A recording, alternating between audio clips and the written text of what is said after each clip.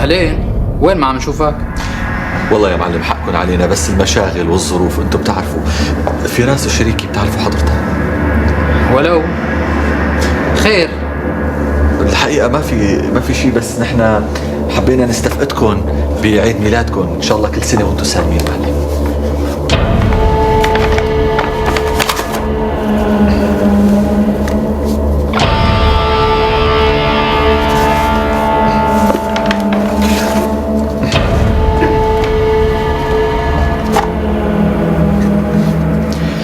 بس عيد ميلادي راح من شهرين.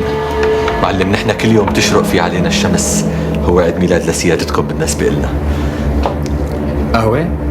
قهوة قهوة. بعتوا لنا 3 قهوة. تفضل.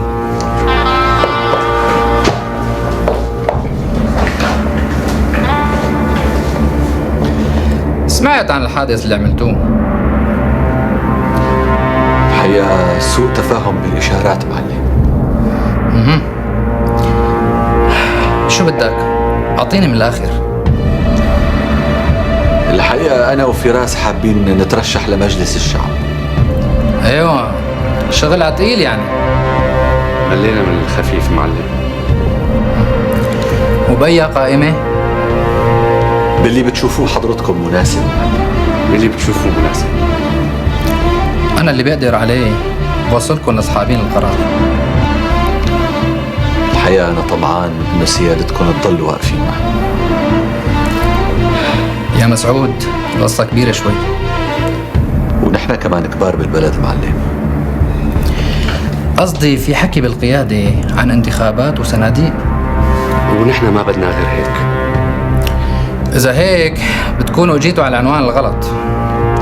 بس أرجوكم تعطوني فرصة أشرح لكم للأخير لحتى أوصل فكرتي. عم اسمعك. بالنهاية الدراسة اللي بتطلع عن أي مرشح منين بتطلع؟ فهمت عليك. وأنا ما بدي أكتر من هيك. شوف، نحن بنقدر نمنع حدا يدخل مجلس الشعب، بس ما بنقدر ننجح حدا. وأنا ما بدي حدا ينجحني، بس ما بدي حدا يمنعني. شو بدكم مجلس الشعب؟ شباب ومعكم مصاري وبتشتروا نص البلد وبتعملوا اللي بدكم إياه. حصانة وبعدين مكان للبزنس. أيوة، يعني قريبين مصحابين القرار ودائرة جديدة. وانت يا أستاذ فراس ما سمعنا صوتك اليوم. تسلاي، حابب تسلى.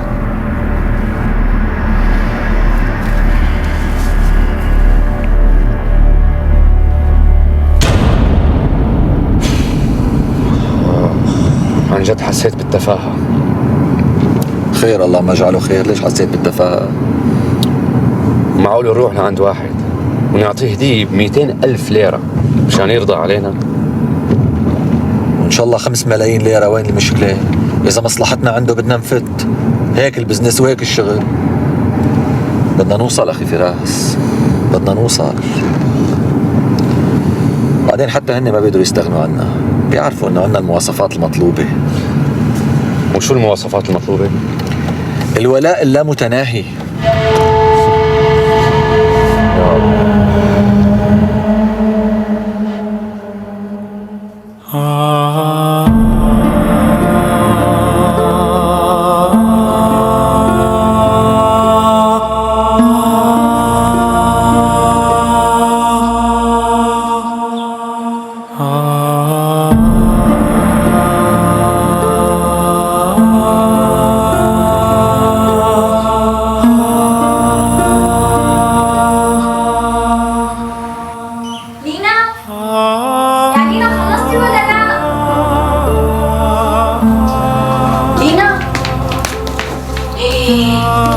لسه ما لبستي؟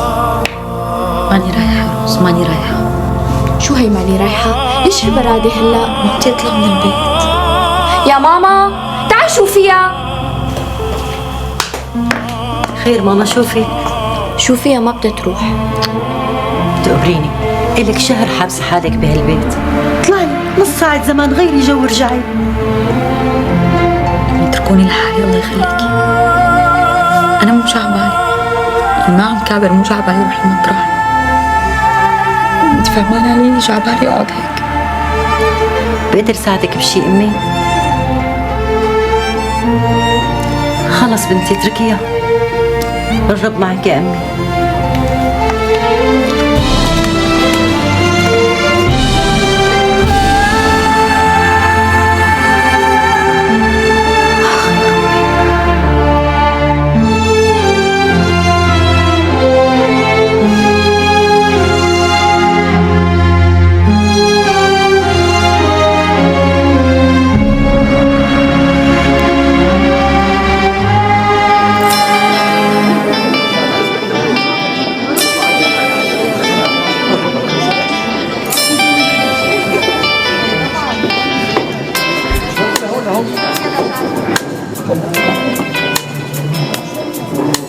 نحن هون كرسنا.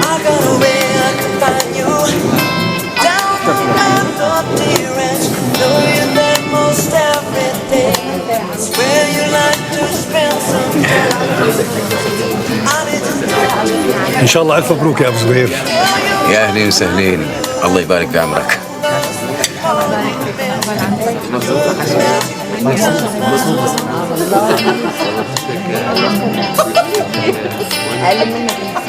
شو يا استاذ فراس؟ ليش تقلان علينا؟ اعوذ بالله معلم، كنت بهاليومين رح امر لعندك. ليه؟ قررت رشح حالي لمجلس الشعب. مبكر عليك؟ لا لا لا ابدا مو بكير.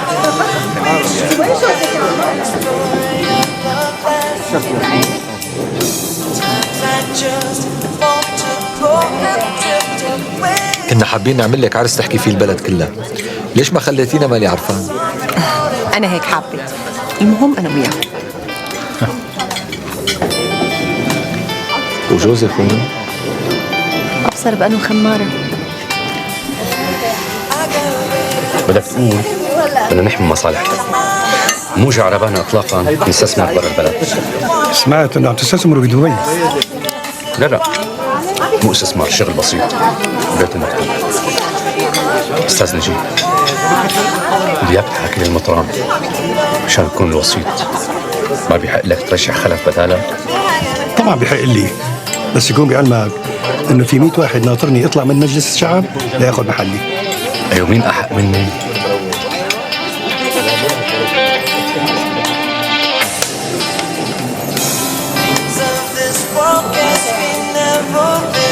فراس ابني. ما شاء الله هتشرفنا.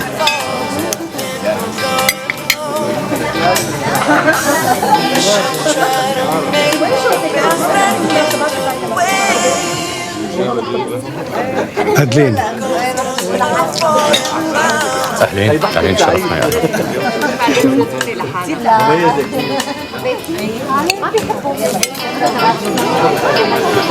حضرتك شو تشتغلي مادلين؟ عم بدرس بكالوريا. حلو حلو كثير، برافو.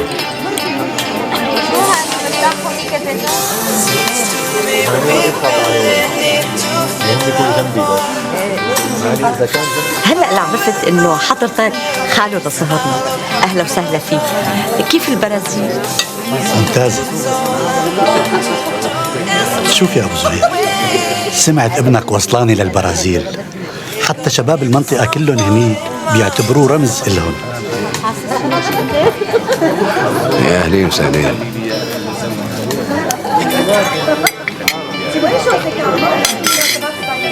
عم بكتب ومبسوطة كتير كتير. اسأليني أنا، لدرجة إنك ما عم تقدري تردي على تليفوناتك. بدك تعطيني شوية وقت. تعرفي أنا لحد هلا ما عم بقدر هيك أفهم مبرراتك. عم حس بأنه سبحان الله طبعا، إنه كل أسبابك متخلفة. ما بيهمني شو بتعتبره. أنا لساتني امرأة مرتبطة. بشو؟ بدك تعتبرها بورقة، بدك تعتبرها بعقد، مثل ما بدك. قبل ما أخلص بشكل نهائي ما عندي أي شيء أقول.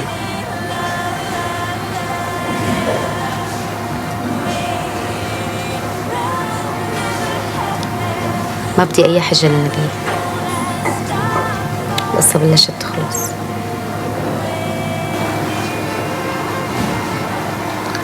بتحبيني؟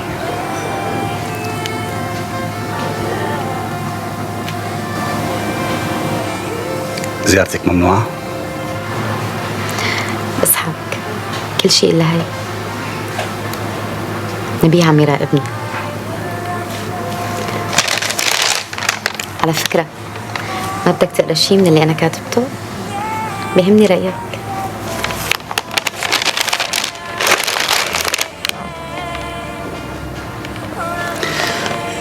اشتقت لك.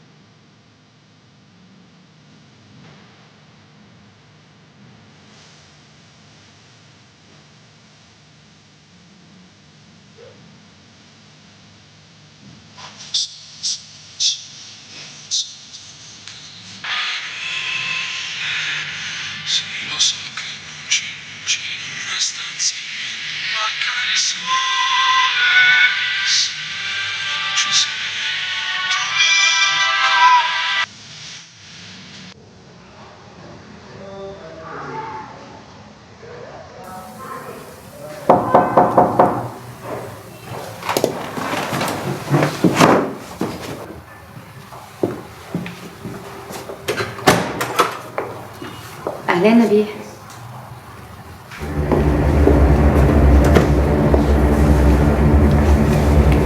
شو؟ طمنت إنه ما عندي حدا؟ أنا ماني جاي فتش إذا عندك حدا ولا ما عندك حدا، ما عم راقبك. خير. اشتقت لك. أنا ما منعتك تكتبي. وأنا ما قلت هيك. ليش؟ فهميني ليش؟ أعطيني سبب واحد غلط والمفروض صححه. أنا الغلط، أو يمكن علاقتنا كلها من أولها لآخرها غلط بغلط. نبيه ما في داعي تكبر راس، خلينا نخلص بإحسان. بدي أفهم ليش؟ وطي صوتك إذا بتريد. ما بدي وطي صوتي. لولو نايمة. شوفي ميساء، إذا طلقنا لا تحلمي ببنتك. أنت بدك تربيها؟ إذا بدك تاخذها تفضل، أنا ماني ماسكت عنك. مين هذا؟ مين هذا اللي تركتيني مشانه؟ نبيه أنا ماني مسؤولة عن أوهامك، ولاني مسؤولة شو قايلت لك ليلى عني. يلي لازم تعرفوا إنه أنا ما عادني ضعيفة. أنا في عندي مليون سبب أتركك من شانه، مو بس الرجال. ولك أنت شفت حالك كيف صرت بالفترة الأخيرة؟ ولك أنت كل مالك عم تتراجع لورا وأنا ما عاد قدرت جاريك. ما بقي غير تحبسني بالبيت وتمنعني من الشغل لحتى تحلالك الرشوة على كيفك من البلدية. انا عبرتيش مين شان مين؟ ما بيهمني. أنا اللي بيهمني إني أنا ما عاد أقدر أعيش مع واحد مرتشي وما بحبه. طلاق ما في ولا تحلمي فيه. الظاهر إنك لهلا ما بتعرف مين هي ميساء.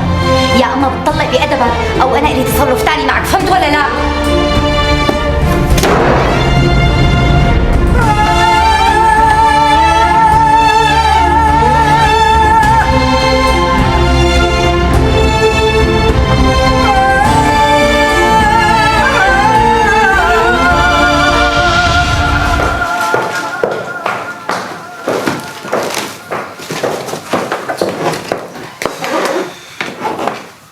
على شو حايصة حبيبي؟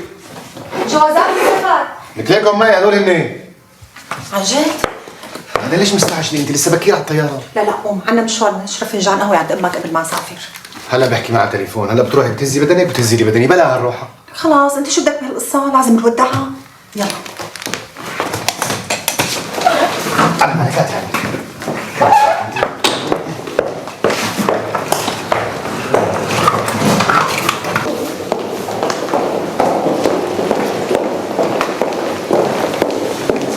آسف مدام، بس عم نفذ أوامر موكلي. ما في مشكلة.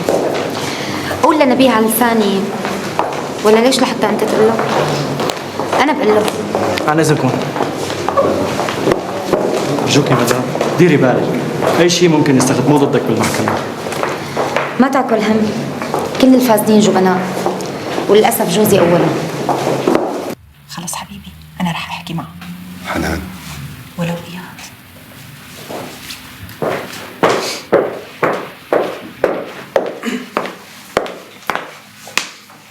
عندي طنط. لا يسلم. طنط، نحن المفروض حنعيش مع بعض طول العمر، وانتي رح تكوني التيتا لأولادي. ليش بتقدري تجيبي أولاد؟ بنجرب، الله بيعطي، ما هيك؟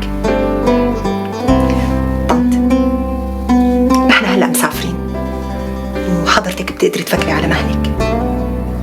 إما بتكوني بمقام أمي وبحطك على راسي، أو بتكوني عدوتي، وأنا لكل حالة عندي ترتيب. حضرتك اختاري. عم تهدديني حنان؟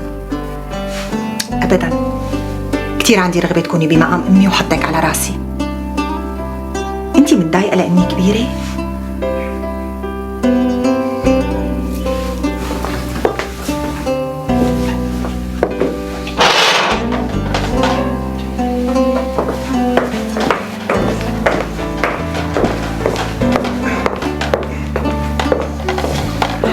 اسلم حبيبي اسلم. شو منياد؟ وصينا. شو جبلك معي من البرازيل؟ تروحوا وترجعوا بالسلامة. يبدو لازم أحضر حالي مشان أعيش لوحدي. لا، رح تعيشي عنا بالبيت. أو نحن إذا بدك بنيجي بنعيش معها. إيه منشوف. تفضلي.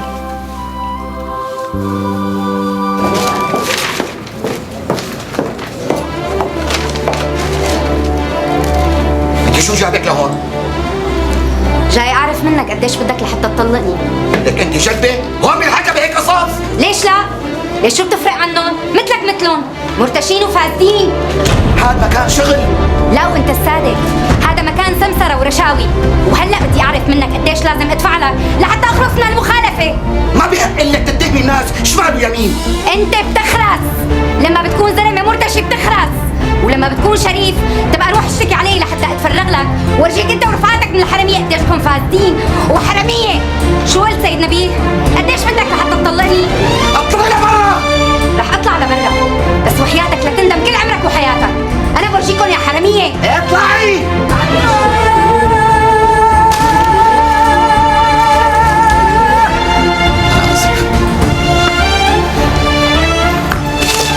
معلم بده اياك فورا.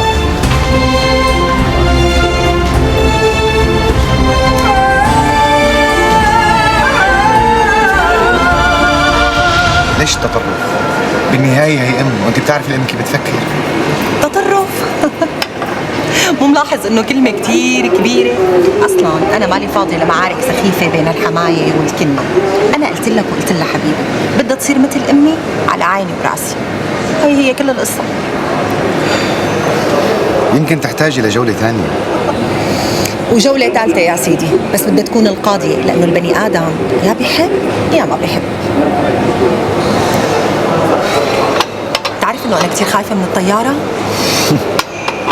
منيح اللي بتخافي من شي شغلة. بلا غلط. تمام سيدي، تفضل بالسلامة والف مبروك. شكرا عليك. شكرا. تفضلي. نعم؟ قلعتها؟ قدام الناس؟ أرجوك ليلى، هي اللي غلطت بحقي. نبيه، انت بدك تعمل معركة مع ميساء لحتى تشفط البيت، بس بهي الحالة غلطان كتير، لأنك حتلاقي قدامك مرة تانية غيرها. لبوة. عم تفهم شو يعني لبوة؟ تتحمل. طيب شوفي شو بدها وأنا جاهز. خلص. طلقها. بتطلقها وبترجع لبيتها، وكل واحد بيروح بحال سبيله.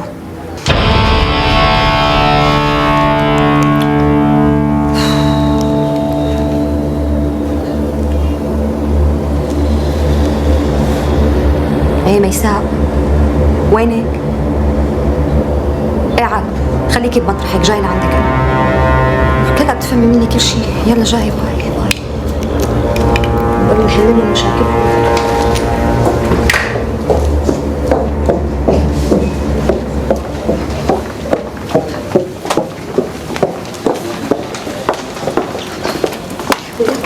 الله يخليك، قدم لي على اجازه سعيه. نسيت ولا لهي؟ شو برنامجكم الانتخابي؟ ممكن تعطوني فكرة عنه؟ سيدي، نحن برنامجنا الانتخابي بيقوم على شيء أساسي وواضح، وهو تدعيم أسس الاستقرار والأمن بالبلد. حلو، وغيره هي أفكار عامة. الحقيقة كمان حابين نكون جزء من برنامج بناء سوريا الحديثة وتدعيم الإصلاحات، خاصة المتعلقة بتحرير الاقتصاد. حافظين الدرس. هالبرنامج هذا عنا أكثر من 100 واحد متبنينه. بدي منكم تتبنوا برنامج مكافحة الفساد.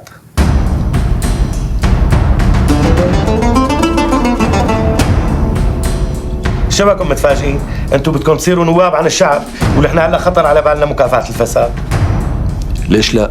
كتير حلو، بكفينا هباء لثروات الشعب. حلو هالشعار، لا لنهب ثروات الشعب.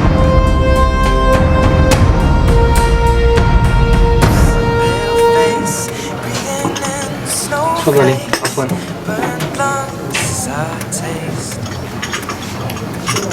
يسلم. الله يسلمك. كم مو من طبعي اللي صار، بس أنا بلحظة ما عاد أقدر أتحمل. حسيت حالي حشرة حقيرة، لك حسيت بتفاهته. صرنا عمر متجوزين، بحياتنا ما فتحنا سيرة المصاري. فجأة هيك بلحظة بتحسي حدا عم يبازرك على حياتك وعلى بيتك وعلى كل شيء هيك برخص. بدك الحقيقة، مهما كان صاير ما لازم كنتي تروحي لعنده على الشغل. إذا ما بتنتهي المشكلة فورا أنا بدي أفضحه وبدي أفضح كل رفقاته الحرامية يا ستي. ومو بس هيك، أنا مستعدة أقولها بكل صراحة قدام القاضي. أنا بدي طلقه لنبيه لأنه ما عاد أقدر أعيش مع واحد تافه ونصاب. بدك نصيحتي؟ الأمور فيها تنحل بهدوء شوي. تعرفي إنه أنتي ورا كل شي صار؟ أنا كيف؟ نبيه مفكر إنه أنا طلقته مشان باسل، ومعتقد كمان إني أنا خاينته. بس هي الحقيقة. ليش الزعل؟ وإذا بدك الصراحة لازم نبلش نحاسب حالنا قبل ما نحاسب الآخرين، صح؟ إيه لا ستي، مو صح. لأنه الحقيقة كان فيني أنا أعمل مثل غير نسوان، وكان فيني خونه من دون ما حدا يعرف شيء. فهموها كلكم بقى. أنا ما بدي إياه لهذا الزلمة، لأنه أنا ما عاد فيني أعيش مع واحد تافه وحقير. عن إذنك. رئيسة شو صاير لي؟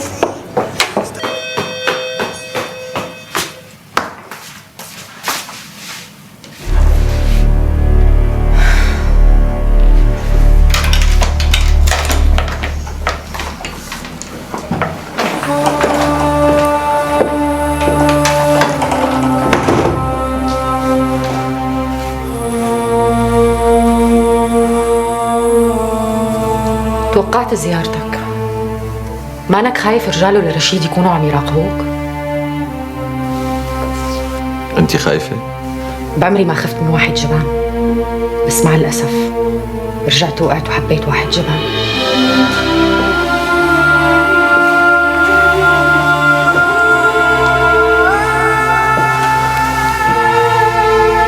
هلا إذا بدك اللي ليحمل حالكم شيء بروحوا ما عاد بتشوفي وشي بحياتك، بس اوعك بعمرك تهينيني أو تصغريني. عم تفهمي؟ عم تفهمي؟ انت شو بدك مني؟ أنا تعبت ما عاد فيني.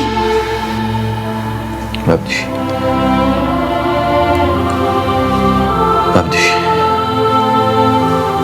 بس بدي نهدى ونروق ونفكر أنا وياك بطريقة نكون فيها مع بعضنا البعض. لا أنت رح تقدري تعيشي بلاي، لا أنا رح أقدر أعيش بلاكي. شربان، خليني أعمل لك فنجان قهوة، وخاف بكرة الصبح ما تكون مسؤول عن كلامك. اعملي لنا فنجان قهوة لحتى بكرة الصبح كون مسؤول عن كلامي.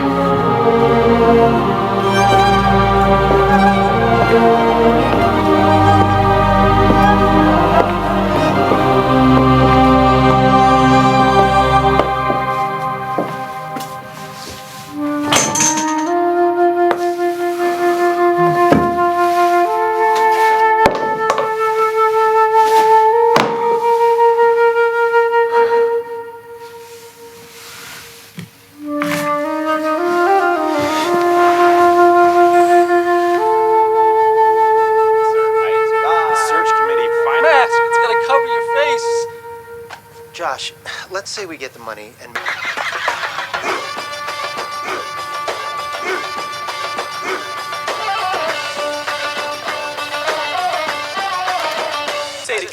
شايلة محطة الأغاني اللي كنا نتفرج عليها سوا؟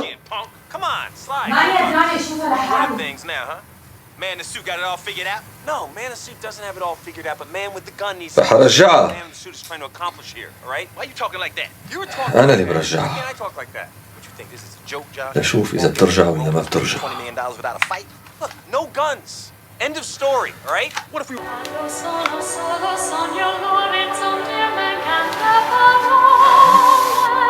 رجعي.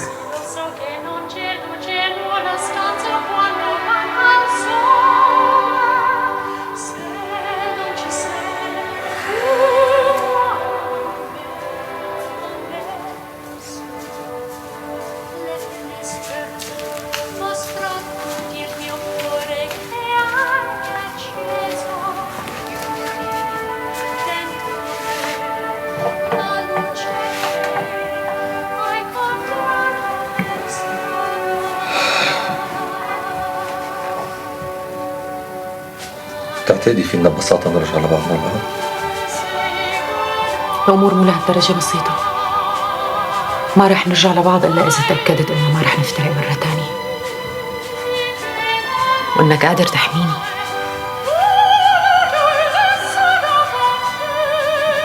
إيه، ليش مستغرب؟ أنا بحاجة لإنك تحميني، لأني ضعيفة، ضعيفة كتير. والله ماني عارفان مين بحاجة يحمي التاني. عم كأنه عايشين بغابة، اللي بيشوفنا بيقول شو هالوحوش، ما بيعرف قديشنا من جوا ضعف. طبيعي اللي بيعيش بالغابة بيحس حاله ضعيف، ونحن هيك وحوش بس منخاف من كل شيء.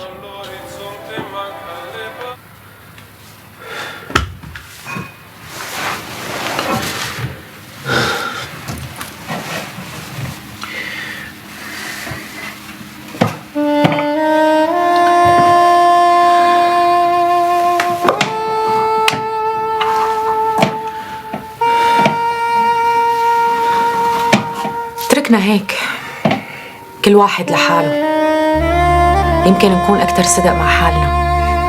أنت دمرت الصورة الحلوة اللي كنا راسمينها. بسرعة التقينا، بسرعة حبينا بعض، وبسرعة كرهنا بعض. أنت بتكرهيني شي؟ الشي اللي بعرفه إني ما عدت حبك، ما عدت أثق فيك.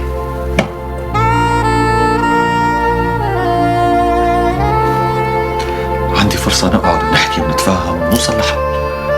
دائما عندك فرصة، وبتمنى هالمرة تنجح وتقنعني بأنه كل شي صار كابوس وانتهى.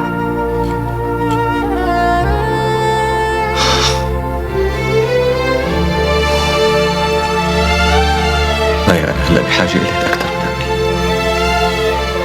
قبل. ماني قدرانة أثق بالحب مرة تانية. أنا بحاجة لأني أثق بالحب مشان ما أتحول لمرأة أبشع من اللي شايفها هلا قدامي.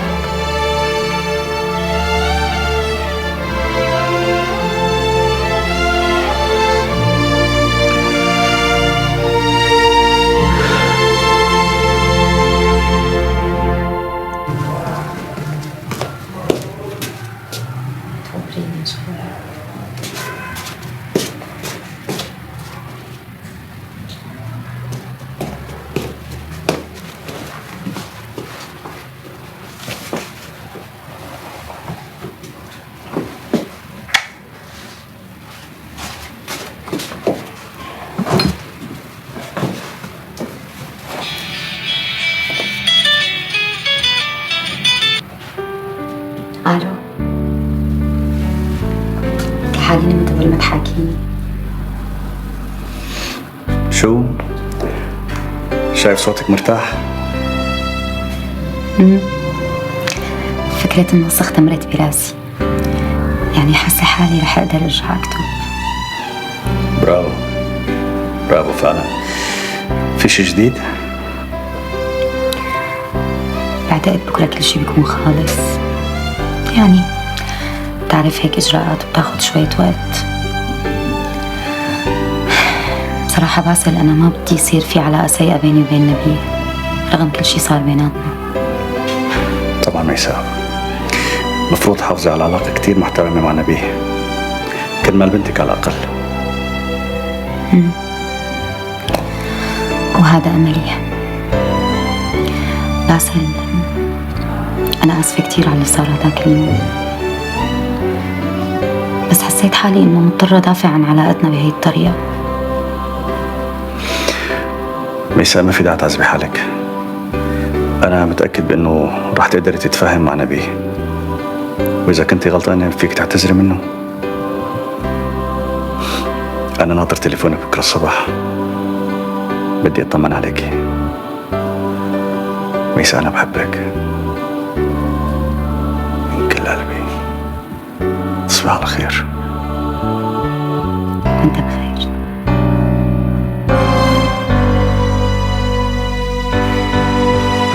خبز ماما. شو قصدها اختك وصهرك انه يجوا من السفر من يومين وما يجوا لعنا؟ شو دخلني؟ اتصلي واسأليها. جيب الخبز. ماما إذا ما بدكم تنتقلوا على البيت الجديد رح أبيعه. بيعوا ماما بيعوا، نحن هون مبسوطين، بكفينا انك تشرف لعنا وتنام عنا كل اسبوع يوم نطمن عليك فيه. انت شو بدك فينا؟ احنا انتهينا، شوف حياتك انت. وهاي أطيب فول للشباب.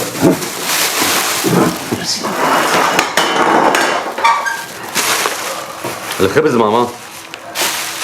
عجبكم مادلين؟ المهم تكون عاجبتك إلك يا حضرة النائب. لسه ما صرت نائب.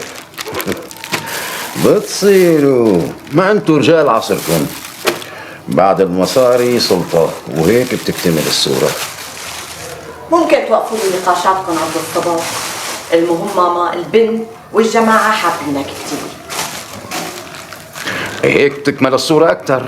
بنت صغيرة ومرتبة، بنت عيلة، بتطلع الدرجة على السلم، بتلملم المجد من كل أطرافه. نائب ورجل أعمال كبير وصهر لمغترب كبير، وبيصير لك أنصار بالداخل وبالمهجر.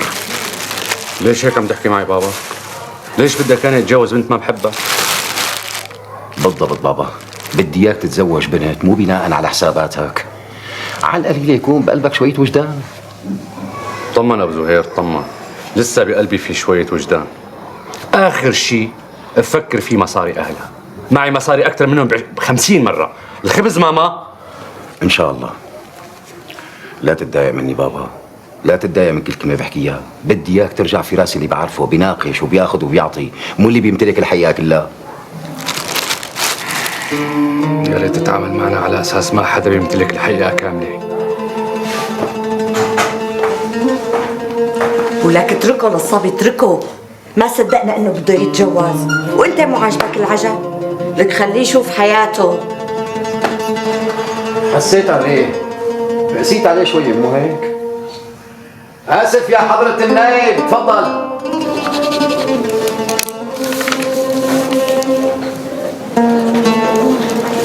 تفضل مدام. شكرا. نحن هيك انتهينا، وبقول لك استاذ نبيل ترك لك مفتاح البيت عند امي. شكرا يعطيكم أستاذ، العافيه. يعطيك العافية. مبروك مدام. شكرا لك، بشوفك بالمكتب. بس تعطيني هويتي الله يخليك.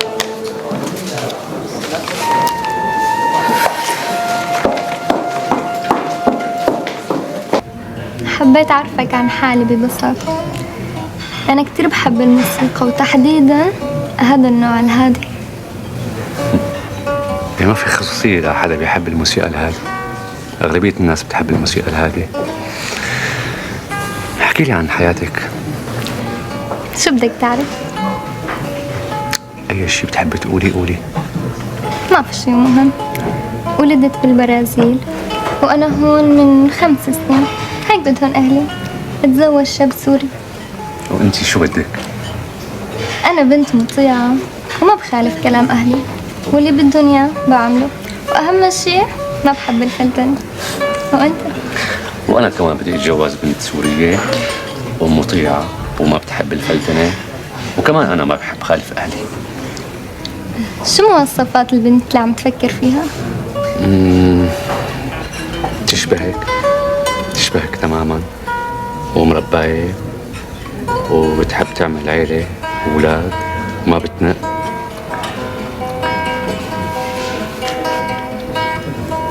وأنيقة، ولما بدها تطلع معي تحسسني إني ماشي مع ملكة جمال. طبعا ومتدينة. بيهمك؟ إيه بيهمني كتير. طمنتني، كنت خايفة تطلع ما بيهمك. لك عم تسمع الموسيقى الهادية؟ بتحب الموسيقى الهادية؟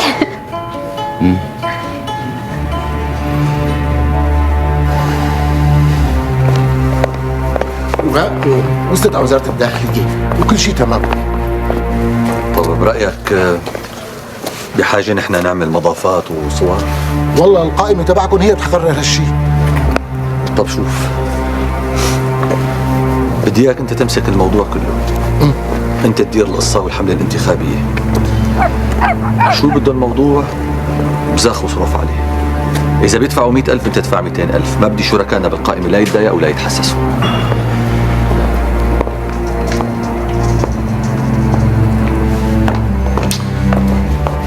علين، عندي رأي إنه صورتكم ما تكون بالواجهة وكأنكم زعماء القائمة، لأنه الناس عم تراقب كل شيء عم بيصير وبتكتر الأسئلة. ها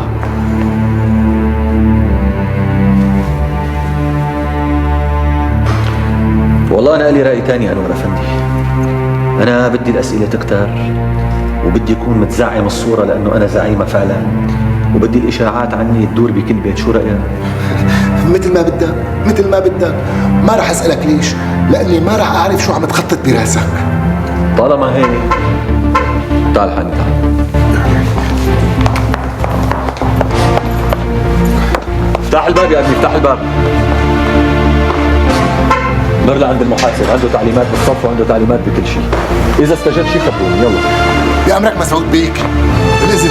السلام عليكم.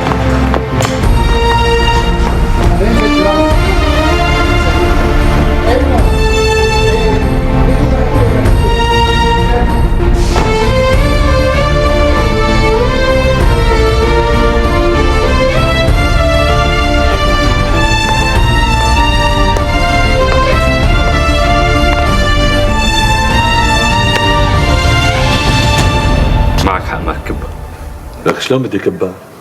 ما على وشها شفنا الخير انا وياك، واللي بتشوف الخير على وشه بحياتك لا ترميه ورا ظهرك والا بعمرك ما عاد تشوف الخير.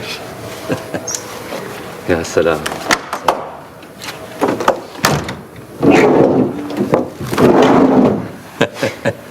كلها ذكريات. معلم بدنا الله يخليك طلب مع طابع ب25 ومصنف قبل 50. حبيبي شو طمني، شو اخبار العروس؟ بهيمة وبتبز اولاد وبتقعد بالبيت على المضمون وما بتنق. رح تندم ها؟ كل شيء ممكن يصير الا اني اندم. لو كنت محله لجوزها لينا كنت انتحرت. والله يا صاحبي اذا بدك تكمل حياتك بهالطريقه بنصحك من الاساس لا تبدا ولا تتجوز. سيدي لك شو صار بالطابع؟ يلا معلم يلا ثواني، ماك شايف العجقه؟ روق علينا شوي. معك فراطه؟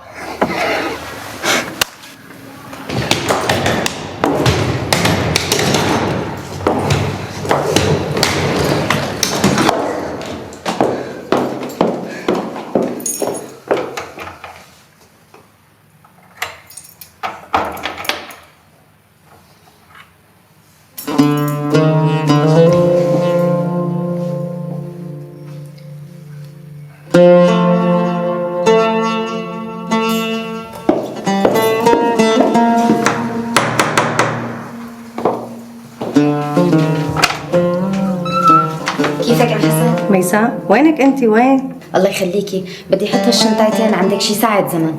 ماما لولو فوتي لعند خالته ام حسن وخليكي عندها لحتى ارجع. ايش؟ لك شو عم بيصير معكم انتو؟ فيني اعرف؟ والله كانه عينه صابتكم. انت غايبه عن بيتك وجوزك كل يوم راجع وهو عم يطوطع على هالدرج. طلقنا ام حسن، بعدين بحكي لك. طلقتوا؟ هاتي ماما.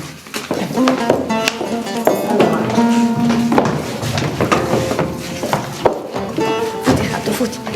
يلا خاطركم. مع السلامه. الله يهدي باله ويصلح حالكم. ليلى ديري بالك على ابنك، صدقيني ما رح يبقى لك حدا غيره. تيتا تقبر قلبي، بتعرف انه رح اشتاق لك كتير. تيتا بدي ضل معي. حبيبي انا رح سافر كم يوم وبس ارجع دغري رح جيبك لعندي. ليلى فرصتك الاخيره هاي. طيب خلص والله فهمت. يلا ماما التاكسي ناطرنا. شو تاكسي؟ الشوفير تحت، انا بدي امن على هاني. شوفير. طيب ما صار شي، هلا بصرفوا للتاكسي بخاطركم. مع السلامه.